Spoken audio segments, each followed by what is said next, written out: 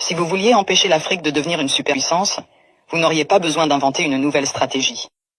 Le plan a déjà été écrit, testé et perfectionné au fil des siècles.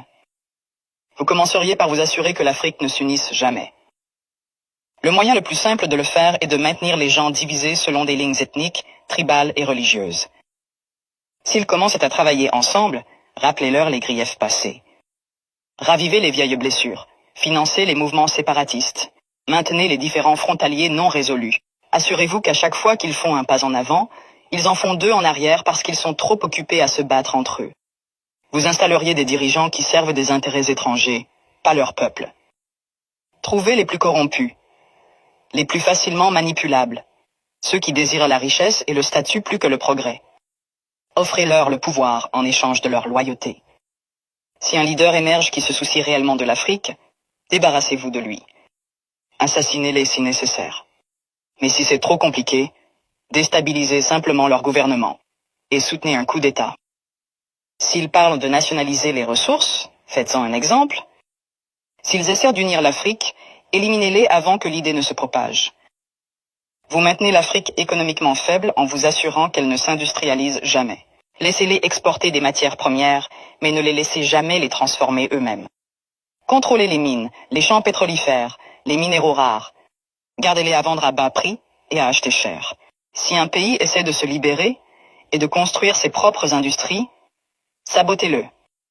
Imposez des sanctions, déstabilisez sa monnaie.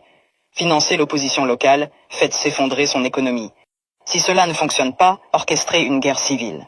Les gens ne peuvent pas construire quand ils sont trop occupés à essayer de survivre. Vous vous assureriez que leur système éducatif produit des travailleurs, pas des innovateurs.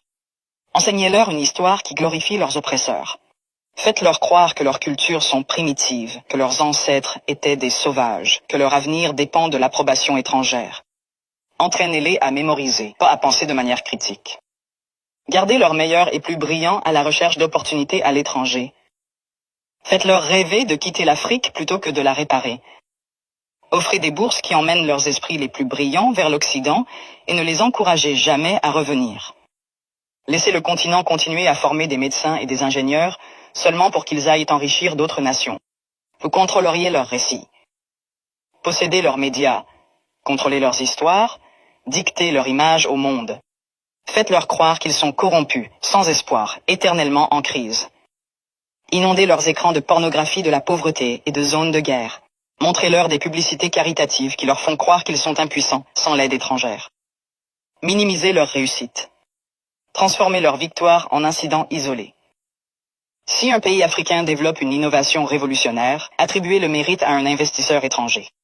Si un dirigeant africain met en œuvre une politique réussie, présentez-la comme une anomalie plutôt qu'une preuve de compétence. Vous vous assureriez qu'ils restent dépendants, les noyer dans la dette. Offrir des prêts avec des conditions impossibles. Les forcer à tout privatiser pour que des entreprises étrangères possèdent leur eau, leur électricité, leurs terres. Lorsqu'ils luttent, leur donner juste assez d'aide pour les maintenir en vie, mais jamais assez pour les rendre autonomes.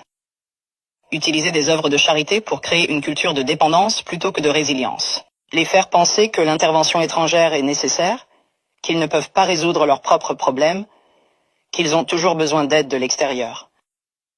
Vous supprimeriez leurs forces militaires.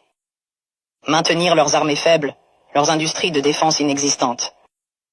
Leur vendre des armes pour qu'ils se battent entre eux, mais ne jamais les laisser développer une technologie militaire de pointe. Si un pays essaie de construire un système de défense solide, l'accuser d'être une menace pour la stabilité. S'assurer qu'ils aient toujours besoin de casques bleus étrangers, de bases militaires étrangères, de conseillers étrangers contrôlant leur sécurité.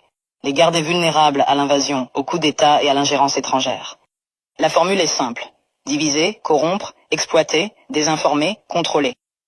Les maintenir en train de se battre entre eux. Les faire regarder à l'extérieur pour des solutions. Les garder pauvres, dépendants, en insécurité. S'assurer que chaque tentative de se libérer rencontre une résistance si forte que la génération suivante y réfléchisse à 2 fois avant d'essayer à nouveau. Ce n'est pas une théorie, c'est l'histoire. La vraie question n'est pas comment empêcher l'Afrique de devenir une superpuissance.